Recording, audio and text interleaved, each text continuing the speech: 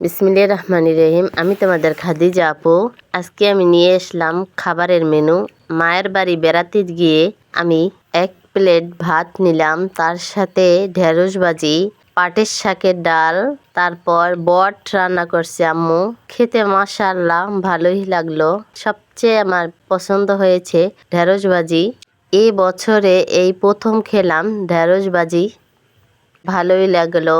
Thank you, bye bye, Allah Hafez.